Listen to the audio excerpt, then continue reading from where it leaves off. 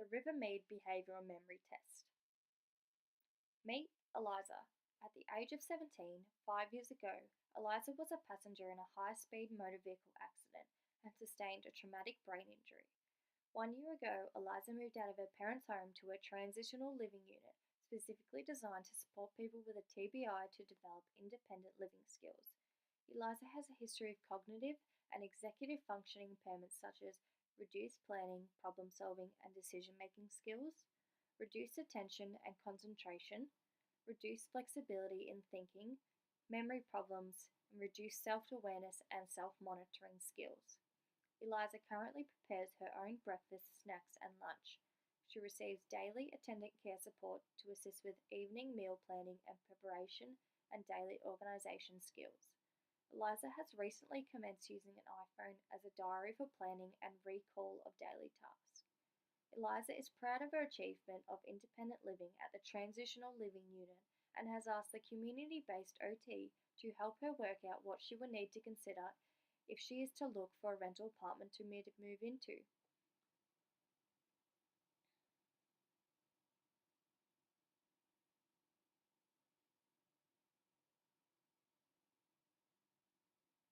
The purpose of the Rivermead Behavioural Memory Test was designed to predict everyday memory problems in adults with acquired, non-progressive brain injuries and monitor change over time.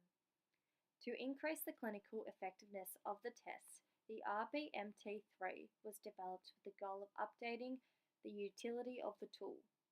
The RBMT3 features 14 subtests assessing aspects of visual, verbal, recall, recognition, immediate and delayed everyday memory, as well as prospective memory skills and the ability to learn new information are measured.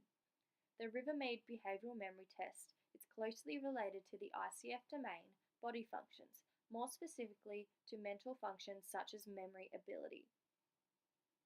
Equipment. The RBMT3 administration kit includes the following equipment: the instruction manual, the stimulus books, version 1 and 2, the record form, the novel task and the novel task scoring card, the story scoring card, the message envelope. The examinee is also asked to provide 2 personal items for one of the subtests. If unfamiliar with the story subtest, it is recommended the administrator records the client's responses using an audio device to assist with accurate scoring. The administrator will need a stopwatch or test in a room with a clock when conducting the novel task subtest. The administrator will need a pen or pencil to mark scoring on the record form. Administration. The examiners of the RBMT3 should have training and experience in the administration and interpretation of standardized clinical instruments. Commonly, the RBMT3 is administered by those with qualifications in neuropsychology, clinical psychology, occupational therapy, or speech and language therapy. Time for administration for these assessments takes approximately 30 minutes in full. The battery of tests should ideally be completed in one session, following the order as instructed in the manual.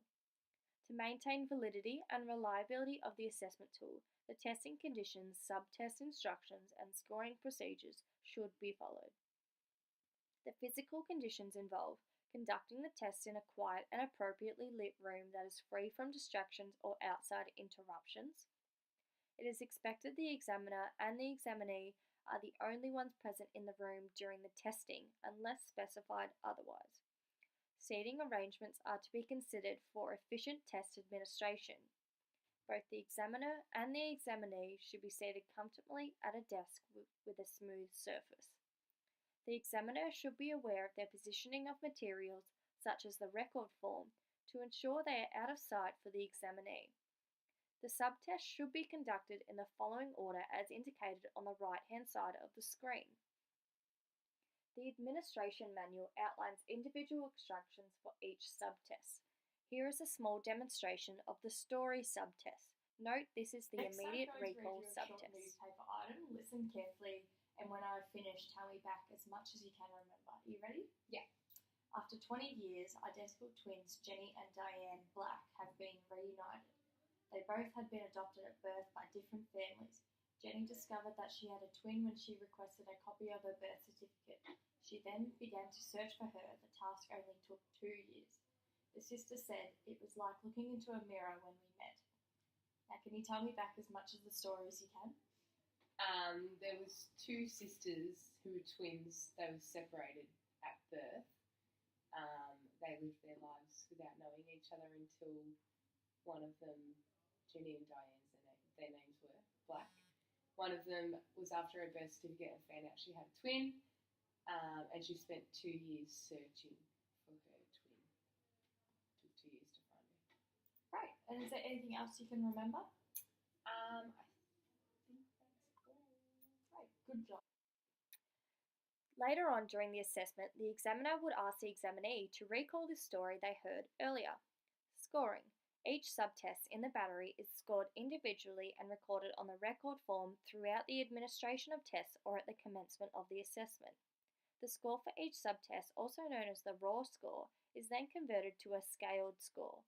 The raw scores and scaled scores for each subtest are summarised on the first page of the record form.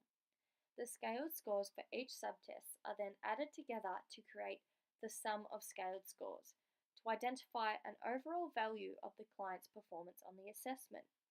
The general memory index, percentile rank, and confidence intervals can also be calculated using a conversion table from the sum of scaled scores in the appendix of the instruction manual. The subtest scaled score profile on the front page of the record form is used to plot the examinee's scores at the subtest level. This helps the assessor interpret and analyse the client's areas of strengths and weaknesses and use this information to guide future decision making and intervention. Lower scores of the assessment tool indicate higher severity of impairment for both raw scores and the sum of scaled scores. Normative data was obtained from the RBMT3 standardisation project and has provided subtest scaled scores for individual subtests and a general memory index for the overall score. This can be found in the Appendix B for version 1 and Appendix D for version 2 of the stimulus books in the instruction manual. Psychometric properties. The original RBMT was able to identify inter-rater reliability through a study that had 40 patients scored separately but simultaneously by 2 raters. They found there was 100% agreement between the raters for both these scores.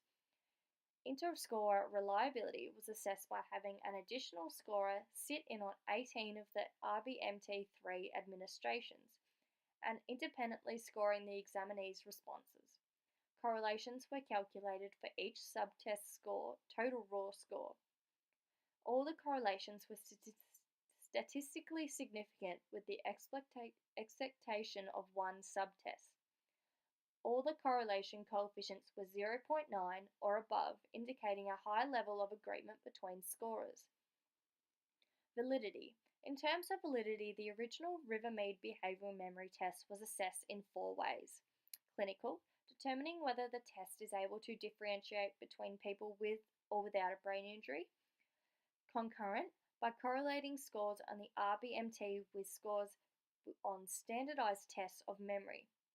Ecological, by correlating the memory failures observed by a range of therapists with RBMT scores, and by asking patients and relatives to provide subjective ratings of memory and correlating these ratings with RBMT scores.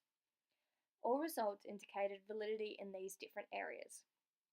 RBMT3 ecological validity was reassessed and confirmed by correlating scores of the prospective and retrospective memory questionnaire with scores from the RBMT3.